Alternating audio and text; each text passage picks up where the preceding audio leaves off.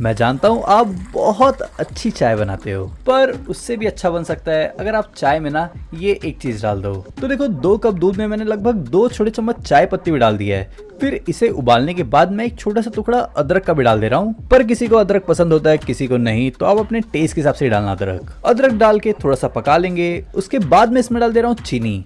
चीनी अपने टेस्ट के हिसाब से डाल दे रहा हूँ मैं। और आज का सबसे जरूरी चीज जो चाय का टेस्ट डबल कर देगा, पुदीना। पुदीना मैंने इसमें डाल दिया है लगभग 6 से 7। पुदीना डालकर इसे 2 से 3 बार उबाल लेना है और उसके बाद हम इसे निकाल लेंगे। और अगर चाय बनाने का ये तरीका पसंद आया तो वीडियो को लाइक जरूर कर देना।